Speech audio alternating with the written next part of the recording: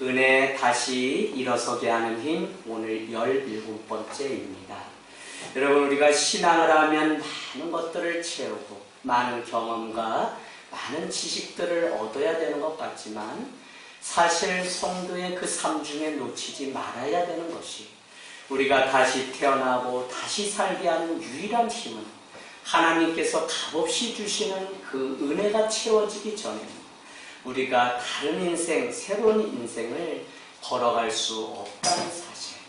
그래서 우리의 늘 기도가 어느 상 어느 때에 놓여 있든지 은혜가 채워지면 다 죽었던 영혼이 다시 일어나고 또 꿈이 다 꺾였던 젊은이들이 은혜 때문에 다시 살만한 기쁨을 누리고 일어나는 것을 보면 우리에게 지금 필요한 것은 많은 것이 있겠지만 하나님의 은혜, 어느 날 갑자기 저 창에서 쏟아지는 그 눈부신 햇살, 그걸 우리는 받으면서도 이 따사로운 햇살이 주는 은혜 앞에 우리는 머물게 됩니다.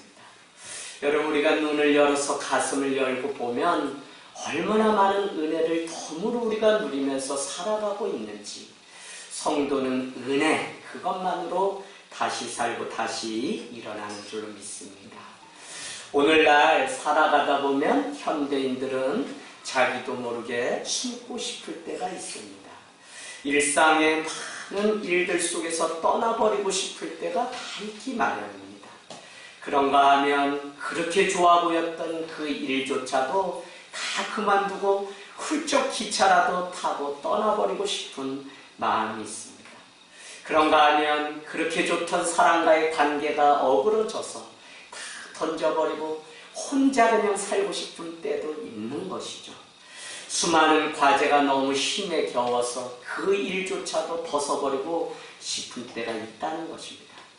그런가 하면 오늘과 같이 코로나19와 같이 자연적 재해나 질병, 전염의 문제로 인해서 두려움이 찾아오면 숨어버리고 싶은 욕망이 우리 가운데 오는 것입니다. 그때마다 사람들은 평안을 잃게 되고 그만큼 마음의 도피성이 필요한 시대에 우리 현대인들은 살고 있다는 것입니다.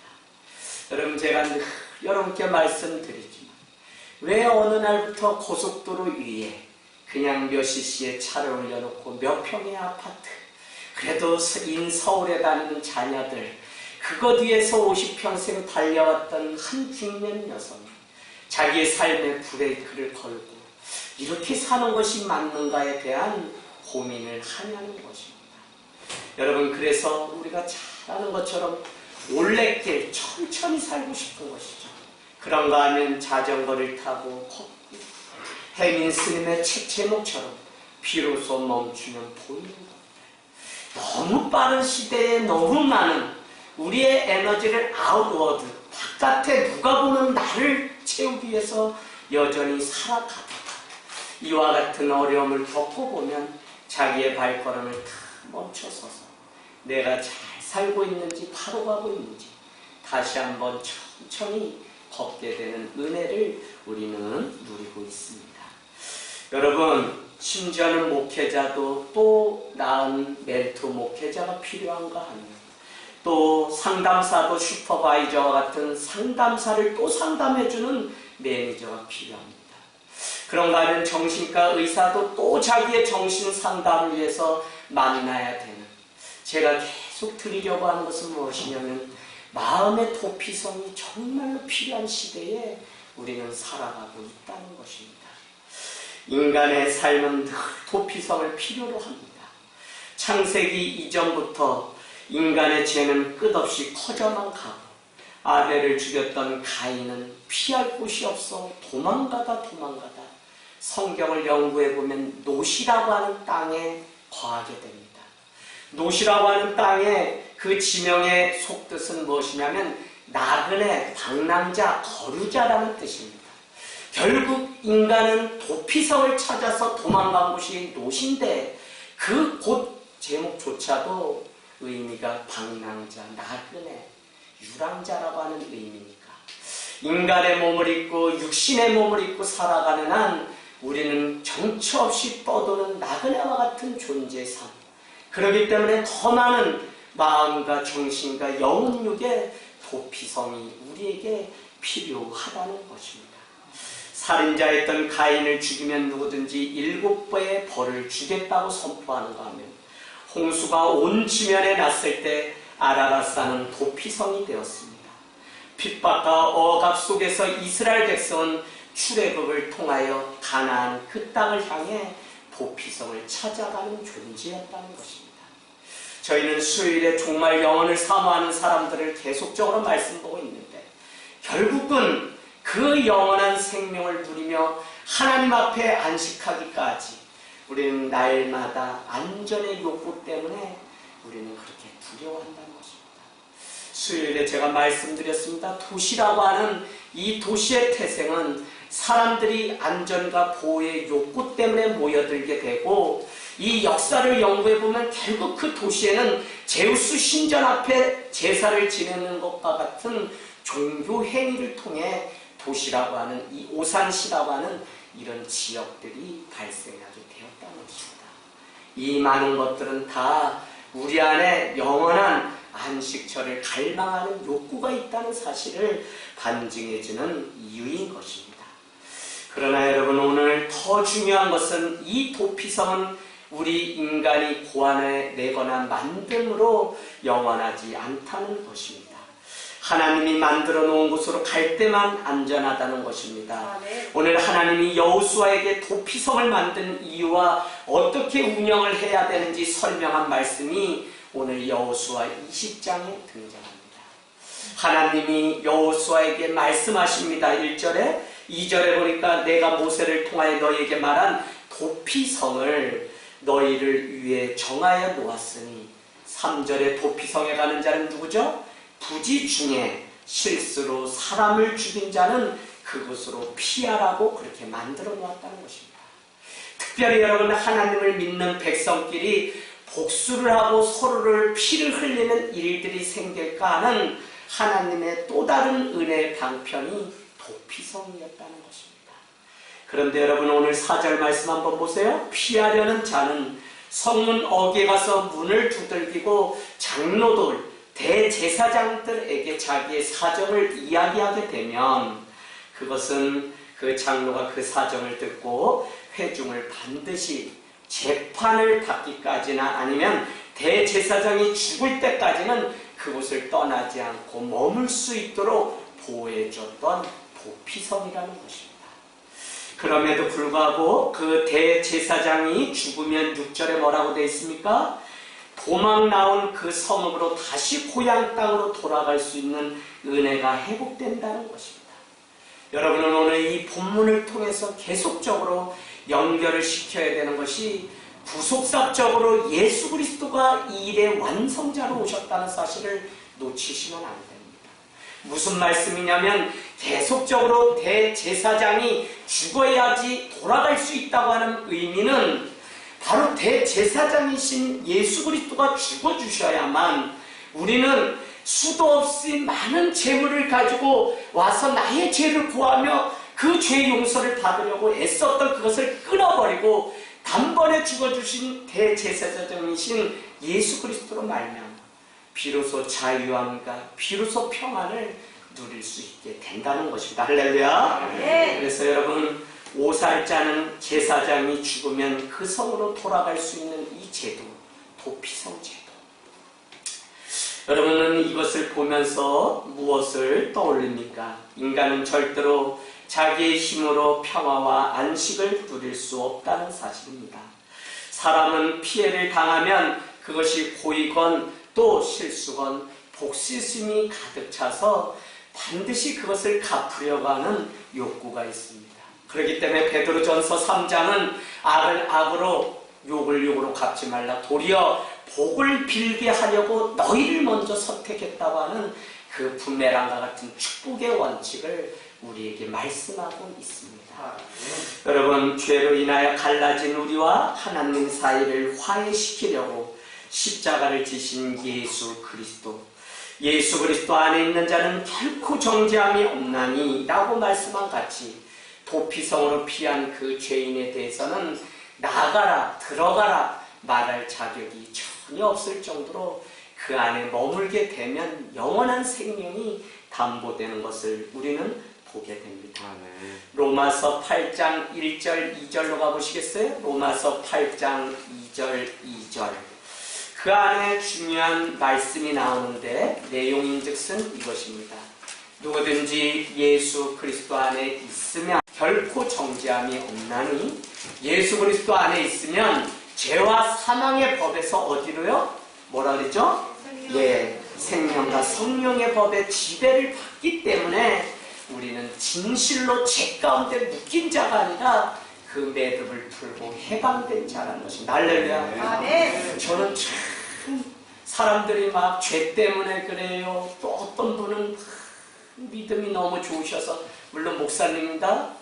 성도님들이 너무 예배를 드리지 않아서 이 코로나19가 왔다고 해서 이 언론이 또 시끄러워서 하나는 너무 속이 상해요. 그래 좀 말 안 하고 좀 가만히 있으면 안 되나요? 이 사순절에. 근데 뭐 성도님이 그래도 이해하지만 목사님이 그랬다는 게 내가 또 너무 마음이 아파요. 그래서 여러분 정말 이때에 아무도 정죄하면 안 돼요. 예수 그리스도가 우리를 자유게 해요. 여러분은 종교와 신앙을 구분하시면 돼요. 종교와 신앙. 우리는 신앙인이 되려고 하는 거지 종교인이 아니에요. 여러분은 율법과 복음을 명확하게 구분해요.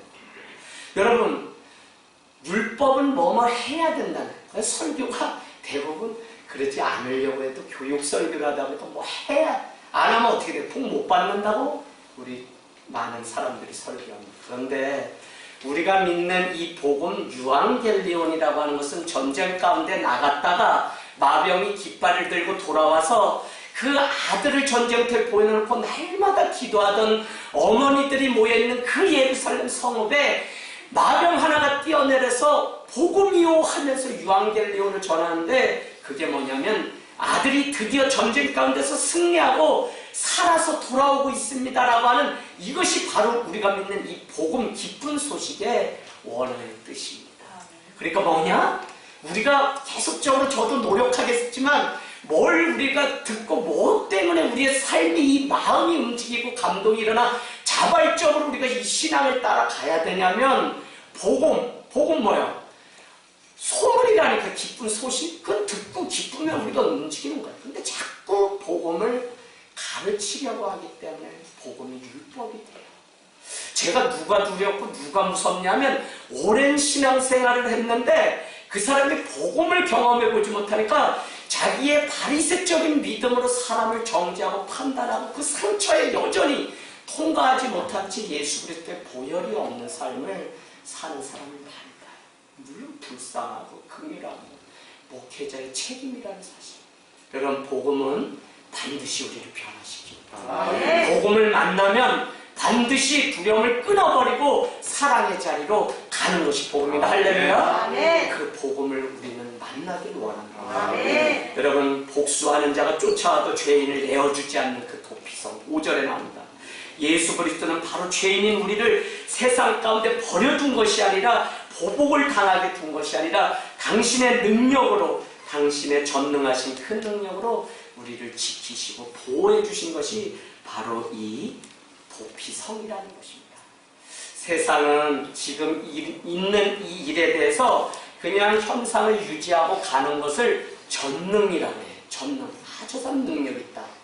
그러나 여러분, 이 사순절에 분명히 아셔야 되는 것은, 하나님의 그 전능은, 능력은 그게 아니라 세상이 전능이라고 말하는 그것을 아무것도 아니라고 파괴하는 그 전능을 우리에게 합니다. 그래서 여러분, 이 믿는 자는 이럴 때 없지만 있는 자처럼, 죽은 자 같지만 모든 것을 능력을 가진 자처럼, 우리는 세상 가운데 두려움에 빠져 있는 자 같지만 아니요, 다시 부활의 영광 앞에 그 세상이 말하는 그것을 오히려 뛰어넘어서 가벼운 존재가 아니라 가벼운 존재를 뛰어넘어 갈 수 있는 그 능력의 복음을 우리가 갖게 되기를 원합니다. 여러분, 오늘 예수 그리스도의 능력은 철저히 자기를 비우고, 어떻게 보면 침뱉은 능력을 당하였기 때문에 어떻게 해요? 무능력한 존재로 보이는 능력이었습니다. 급기야는 우리의 죄를 짊어지시고 지신 그 십자가, 예수 그리스도만이 우리의 영원한 도피성 되시고 우리의 영원한 안식처라고 하는 이 사실, 이것을 알지 못하면 많은 사람들은 자신의 평강을 위해서 기독교인이 되었지만 오히려 세련됨을 추구하는 종교인에 지나지 않고 율법적인 삶에 매여서 자유를 맛보지 못하는 일들, 오히려 영원한 안식처인 그 도피성을 누리고 살아가는 것이 아니라 도피성을 쌓기 위하여, 안전을 쌓기 위하여 결국은 바벨탑을 만들어 놓고 예배를 드리는 헛된 예배, 우상이죠. 그거 다 되쳐라는 것을 보거든요. 여러분은 경외라고 하는 책 꼭 읽으세요. 경외, 폴트리. 그가 말하기를 이 땅에 일어나는 많은 일들, 그것이 다 뭐라 그랬습니까? 다 하나님만을 경외하지 않기 때문에 일어나는 것입니다. 여러분 조심스럽지만 우리가 당하는 많은 일들이 다 그래요. 부부간의 문제, 자녀간의 갈등, 교회 안의 성도 간의 문제, 다 가만히 보면 우리가 하나님만을 경외하고 하나님을 예배해야 되는데 그분만을 예배하지 않기 때문에 일어나는 문제인데, 우리는 이 영적인 원리를 모르기 때문에 자꾸 저 사람이 문제고 저 사람 때문에 일이 생겼다고 하는. 그러나 오늘 복음은 1인칭 메시지입니다. 내가 너에게 이렇게 살라고 말했다면 너는 뭐라고 화답할 것인지 대화하는 것이 설교고 증언이라는 것입니다. 여러분, 오늘 이 어려운 때에 우리는 오히려 잠시 발걸음을 멈춰서서 은혜와 평강이 사도 바울이 늘 인사말처럼 말하는 것 중에 어디요? 빌립보서, 에베소서, 고린도 전후서 1장 3절이면 무조건 나오죠.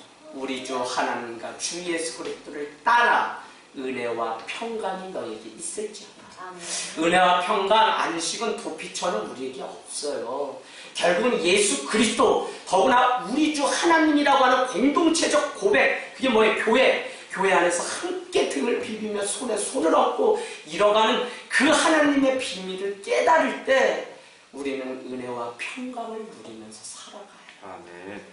요새 여러분은 어떤지 모르겠어요. 교회 가고 싶고 그 자리에 늘 있을 줄 알았더니 우리도 6.25를 치른 것과 동일하다니까요. 왜 보고 싶은 사람을 못 봐요? 근데 여러분은 제가 오늘 드린 이 말씀을 정말 마음에 새겨서, 교회가 문제가 아니에요. 그래서 여러분, 집사님 이상은 제가 늘 우리 교회는 하는데 뭐라 그러죠?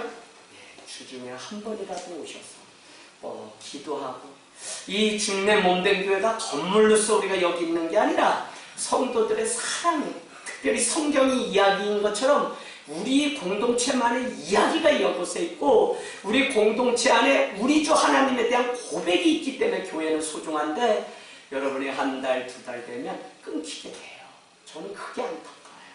그래서 여러분은 늘 주님의 몸된 교회를 할 수만 있으면 함께 나와서 같이 기도하고 편한 시간에 또 돌아가고 하는 은혜가 있기를 원합니다. 아멘. 여러분, 예수 그리스도의 죽으심은 우리에게 무슨 은혜인지 우리가 깨닫게 되길 원해요. 공동됨을 취하지 않고 자기를 낮춰 종의 형체로 이 땅에 오셨는데, 우리가 왜 부활신앙을 경험해야 참된 신앙이 될 수 있냐면, 주님의 부활은 그냥 아무것도 남기지 않은 사건입니다. 빈무덤이라고 했죠. 여러분, 많은 사람들은 무엇을 남김으로 인해서 유적지가 되고 뭘 했는데, 실상 예수님은 이야기를 남긴 것이지 예수님의 옷자락 하나 남기지 않았기 때문에 그 새벽에 돌무덤이 옮겨져 있는 것을 본 로마 군인들이 깜짝 놀라게 됩니다. 마리아를 위시한 많은 사람들이 가서 어떻게 해요? 저 골고다 언덕을 통과해서 십자가를 터치다운 해야지 구원을 얻는데, 12 제자도 생계의 수단으로 저기 갈릴리 바다로 다 돌아간 그곳에 가서 내가 예수 그리스도 부활하신 주님을 만났다고 전했던 그 사건을 우리는 알고 있습니다. 진정한 부활을 경험한 교회와 성도는 아무것도 없음이 세상을 울리는 힘이며, 아무것도 가지지 않고 아무것도 자랑하지 않는 것이 오히려 세상을 감동시킬 수 있는 소망의 울림통이라는 것입니다. 그런 면에서 교회가 너무 편리하고 너무 많은 것을 가지고 우리 교회 오면 뭐가 있다고 자랑함을 통해서 교회가 자꾸 교회됨을 지키려고 하는 이 현실을 여러분은 안타깝게 여기고, 더 갖지 않고 더 내려놓고, 특별히 금식과 이 어려운 때에 오늘 말씀과 같이 또 다른 사랑의 법 아래 존재하는 우리이기 때문에 어디서 예배 드리냐가 중요한 것이 아니라 하나님의 임재함을 경험하며 예배 드린다면 그 삶은 반드시 가서 내 이웃에게 이와 같이 행하라고 하는 주님의 말씀처럼 여러분이 사랑하는 자리, 특별히 세상에서 6일 살아가는 그 모든 날이 주일 신앙을 가지고 주일인 것처럼 삶 속에서 드리는 예배가 그것이 사랑이고 가난한 자를 돌보는 일들이 되기를 원합니다. 내 것을 다 내어주고 아무것도 없을지라도 세상을 울리는 힘이 바로 그것이거든요. 여러분, 오늘 도피성 되신 예수 그리스도 그분을 따라가는 그 삶은 괴로울 수 있습니다. 손가락질 당할 수 있어요. 그러나 예수 그리스도는 결코 우리를 정죄하지 아니하시고 모든 것을 다 받아주셨습니다. 사랑하는 여러분, 인간은 연약하고 부족합니다. 그래서 3절에는 살인을 하게 되는데 부지 중에 실수로 살인한 거죠. 고의가 아니라. 그래서 고의가 아니라 실수로 죽일 정도로 사람은 부족하고 연약합니다. 실수를 범한 이 인간은 알게 모르게 죄를 짓는 존재라는 것입니다. 하나님은 인간의 이 연약함을 아시고 그 아들 예수 그리스도를 사랑의 증거로 우리에게 보내주셨는데 사람들은 그를 믿지 않습니다. 주님은 먼저 우리를 사랑함의 증거로 말씀을 주셨는데 사람들은 그 말씀도 듣지 않습니다. 말씀, 인간의 몸을 입고 오신 예수 그리스도, 결국 사랑함의 마지막 증거는 그 아들이 십자가에 달려 돌아가신 십자가의 사건이 정말 세상 어떤 영혼이 아니라 우리를 독생자를 보내셨다는 이 복음, 결과는 뭐였어요? 저를 믿는 자마다 멸망치 않고 영생을 얻는다는 것. 복음의 근거는 무엇이었습니까? 세상을 이처럼 사랑하사 독생자를 보내셨다는 게 복음입니다. 그래서 여러분, 우리가 바로 믿고 바로 알아서 정말 이 예수 그리스도를 쫓아가는 이 삶. 그런데 왜 중요하냐면 우리도 연약하고 실수가 많기 때문에 그걸 피할 수 있는. 저도 그래요. 사역 마치고 집에 가면 여러분에게 우리가 지혜로운 말합시다 하지만 때로는 그거 우리 집사님 그래도 뭐 해보겠다고 하신 말씀인데 내가 괜히 얘기했다. 찜찜하죠 뭐. 그러면 그냥 우리 나갑시다 그러고 그냥 밤 어디 가서 그런 날은 그냥 짬뽕 매운 거 고춧가루 한 숟갈 넣고 내 스스로 그냥 자유하게 하루 마쳐야지 또 잠도 잘 이루고 한 주도 기쁘게 살아가니까 그럴 때가 있어요.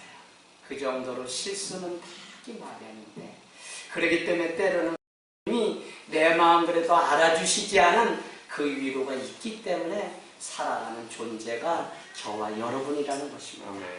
여러분, 오늘 죄인임을 인정하는 자면 도피성에 절박한 심정으로 찾아오는 자는 그 도피성에 들어갈 수 있고 자기의 죄됨을 고백하는 자는 겸손하기 때문에 그 도피성에 들어갈 수 있습니다.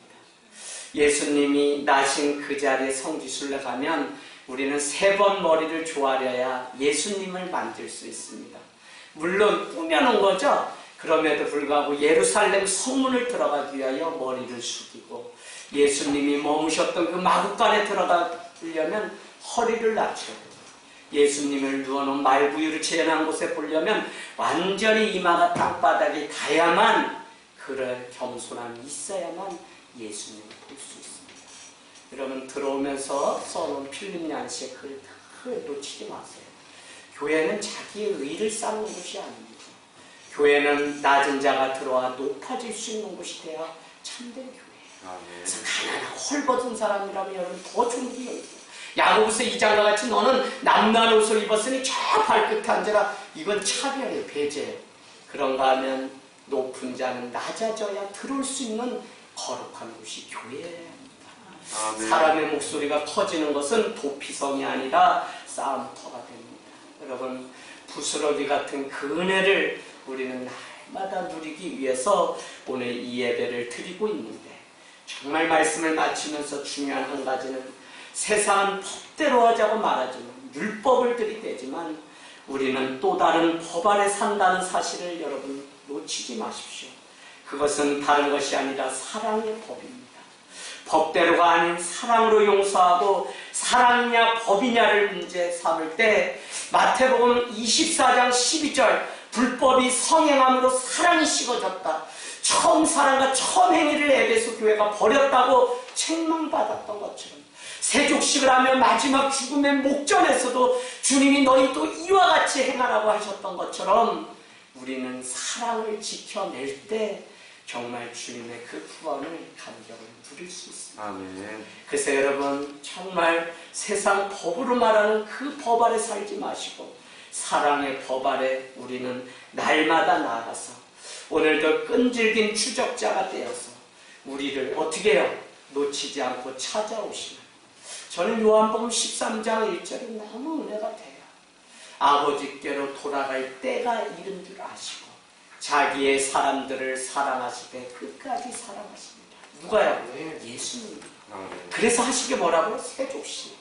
발 묶고 때 묶고 감추고 싶은 수치를 상징하는 그 발을 씻기면서 너희도 이와 같이 하라고 하셨더니 이로써 너희가 참 제자인 줄 알리라고 하신 말씀이 사랑할 때만 우리가 주님의 제자요 하나님의 백성 그리스도인이 될 수 있다고 하는 놀라운 사실입니다. 여러분 진정한 자기 사랑은 아버지 집으로 도망가는 것입니다. 진정한 자기 사랑은 집 나갔던 둘째 아들이 아버지의 품꾼이 될지라도 돌아갈 곳이 아버지 집이라는 사실을 알고 돌아올 때 그를 향해 좋은 옷과 송아지 가라 신을 신기고 잔치를 마청이 와서 막 이야기하죠. 어떻게 창녀와 함께 놀며 재산을 탕진한 저 아들을 왜 저와 같이 할 수 있습니까? 복음은 여러분 이 두 가지에 꼭 걸려나오죠. 첫째 아들, 내가 어떻게 했는데 자기의 이걸 뛰어넘지 못하면요 우리는 신앙인이라고 사실 할 수 없어요. 저는 교회 다닌다고 해서 구원받는다는 그 착각에서 빨리 벗어났으면 좋겠어요. 어떤 믿음이냐가 중요해요. 자, 두 번째, 둘째 아들은 가만히 있으면 아버지가 다 챙겨줄까? 자기 애가 너무 커서 자기의 분깃을 가지고 도망갔던 그거. 여러분 우리가 다 싸우고 갈등이 일어나는 많은 문제들 보면 자기 애와 자기 의 때문에 교회도 사랑하기 때문에 모였지만 그 안에도 다툼이 일어나는 것입니다. 저 남자를 내 인생을 걸고 다 드리기로 약속해서 한 것이 결혼임에도 불구하고 어느 날 이불 덮고 자는 저 남편이 그렇게 밉다니까요. 요즘 아주 밉다는 얘기가 엄청 많아요. 자식 배 아파서 그렇게 낳는데 어머 3식이 4식이들을 키우네. 우리도 시골에서 쌀 부자로 갔는데 제가 엊그저께 봤더니 쌀 부자로가 없어요. 그래서 어디 갔냐 했더니 애들이 어디 가지 않으니까 맨날 밥을 먹어서 부자로가 6주 만에 다. 그래서 제가 이 코로나 바이러스 때문에 가정으로 돌아가라는 사인이고 정말 맨날 학원 보내놓고 밤에 오면 간식 챙겨주고 공부하다 자 이랬는데 그게 아니라 대화하다 보니까 싸움이 나고 하고 이래서 저한테 코로나19 왜 끝나야 되나 했더니 3식이 4식이로 보인다는 거예요. 이제는 남편도 싫어 죽겠는데 애도 그렇게 똑같다네요. 그래서 큰일 났어요. 주님 빨리 끊어주셔서 가정의 평강이 와야 됩니다. 여러분 우리는 특혜를 입으면 비리라고 말하잖아요. 근데 예수 믿는 것 때문에 우리는 특혜를 입은지 그래서 누구든지 어떤 문제를 가지고 주님 앞에 오든지 주님은 내어쫓지 않으시고 우리를 다 안으시고 너 같은 자도 복이 있다면 우리를 끊어안으시고 사랑해 주시는 그 위로 그게 우리의 능력이 되기를 원합니다. 위답코즈라고 하는 값없이라고 하는 조건 없이라고 하는 것이 무엇이냐면 은혜라는 것입니다. 은혜는 아무런 조건 없이 우리에게 이유 없이 우리를 그냥 사랑해 주시는 그 사랑. 여러분 자격 요건 그것과 상관없습니다. 여전히 내가 무엇을 해야만 사랑받는다면 우린 율법에 매여 있는 거예요. 여러분께 늘 말씀드립니다. 여러분 이거 놓치지 마세요. 내가 주님 앞에 순종했기 때문에 주님이 나를 사랑하셨다. 맞는 거죠. 우리 그렇게 배워왔고 성경이 그렇게 말합니다. 그러나 그 전제가 빠졌다는 거죠. 두 번째, 하나님이 나를 사랑하기 때문에 은혜를 주셨기 때문에 내가 주님께 순종했다. 어느 게 맞다 그랬어요? 두 번째 게. 앞에 내가 뭘 했기 때문에 하나님이 나를 사랑하셨다는 것은 철저히 율법적인 신앙입니다. 아브라함이 이삭을 드림으로 여호와 일에 하나님을 체험했다? 결국은 그 앞에 많은 이야기가 복음이 생겼어. 뭐요?